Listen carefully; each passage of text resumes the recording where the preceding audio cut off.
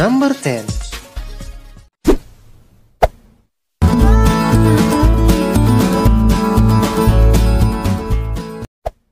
Kebiasaan makan ulat bambu sudah menjadi tradisi leluhur suku Lio dan suku Ende di Flores NTT. Masyarakat Lio dan Ende menyebutnya ketuau. Ulat bambu yang biasa dimakan oleh orang Lio dan orang Ende adalah ulat bambu yang merupakan benih dari kupu-kupu. Rasanya sedikit manis dan gurih, biasanya diolah dengan cara disangrai hingga kering, kemudian langsung dimakan.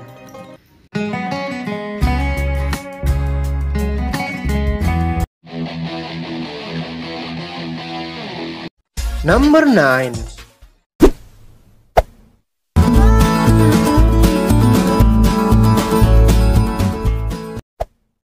Banyak orang mengatakan bahwa Bukit Kelaba Maja merupakan kembaran dari Bukit Painted Hill di Oregon, Amerika Serikat. Bukit Kelaba Maja dianggap sebagai tanah dewa bagi penduduk setempat. Dan bukit ini biasanya diadakan ritual pemujaan bagi sang dewa Maja untuk meminta perlindungan.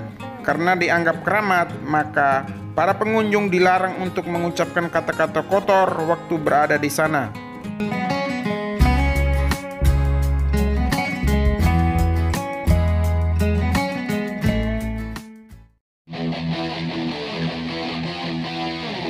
Number 8.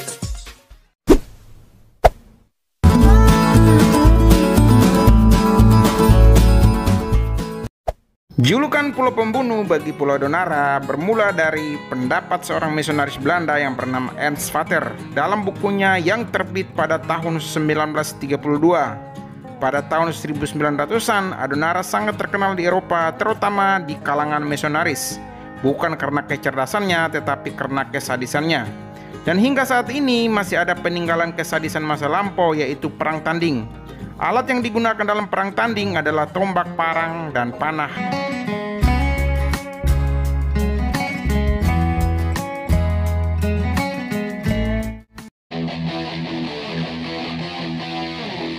Number 7.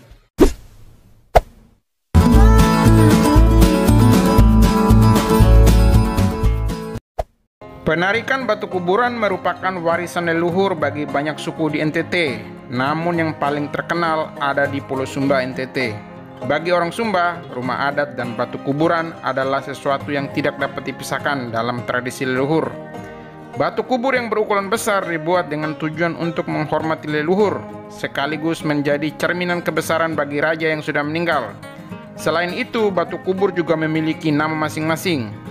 Penarikan batu kubur biasanya dilakukan setelah mengadakan ritual penyembelihan hewan seperti sapi dan kerbau karena dianggap keramat.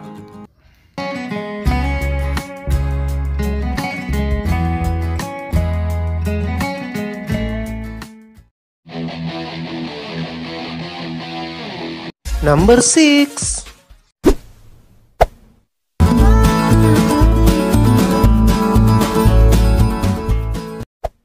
Mungkin bagi masyarakat di luar NTT, mendengar orang minum susu kerbau dianggap aneh, tetapi tidak bagi warga Pulau Rote NTT. Susu goreng merupakan makanan khas orang Rote yang sudah ada sejak zaman dahulu. Susu kerbau biasanya diperas pagi dan sore pada masa menyusui. Memeras susu kerbau biasanya lebih sulit jika dibandingkan dengan memeras susu sapi.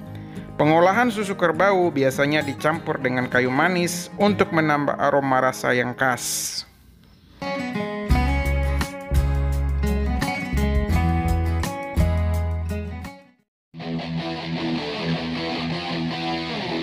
Number 5.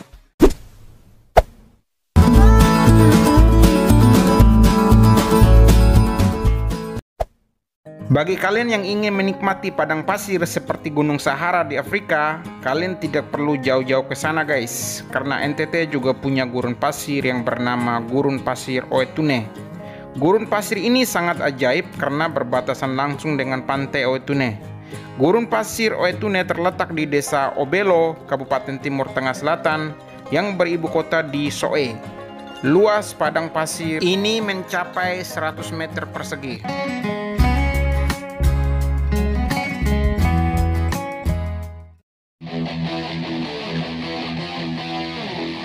Number 4.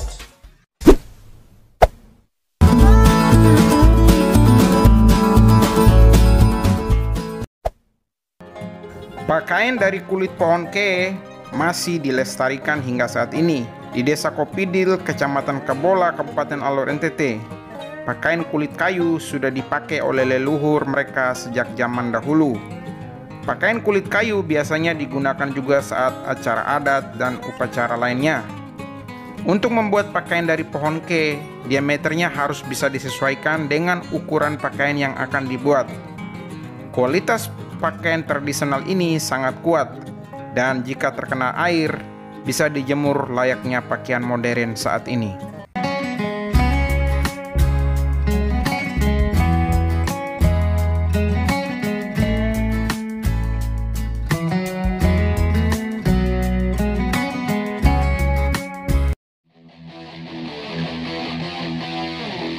Number 3.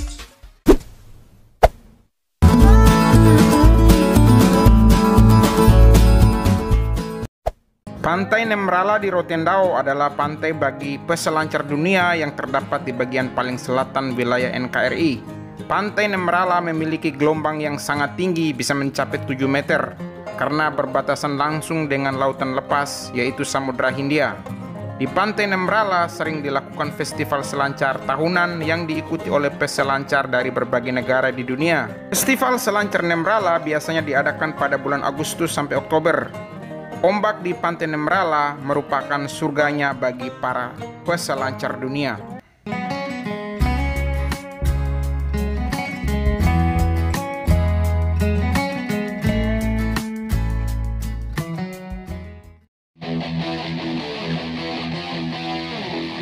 Number 2.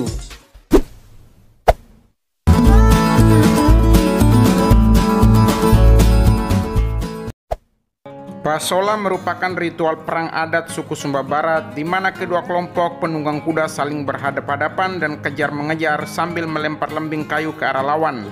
Lembing kayu yang digunakan adalah lembing tumpul supaya tidak merobek kulit peserta pasola. Ritual pasola diadakan sekali dalam setahun, tepatnya pada bulan Februari di Kecamatan Lamboya dan bulan Maret di wilayah Wanokaka. Upacara pasola dikaitkan dengan pengerjaan lahan baru dalam kepercayaan suku asli Sumba. Ritual pasola dianggap ritual suci, jadi tidak boleh dilakukan dengan cara seenaknya. Number 1.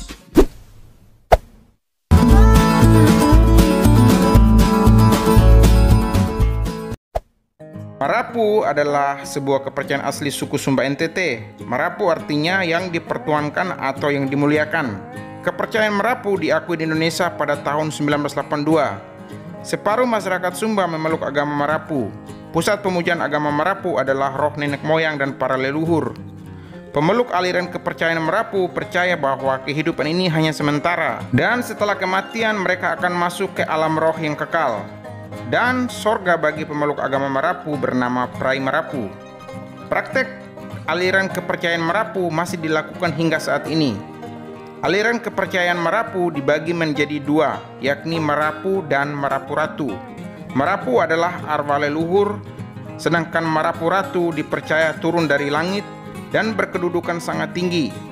Selain itu, dalam aliran kepercayaan Marapu juga memuja benda-benda yang lain seperti tumbuh-tumbuhan dan benda-benda keramat.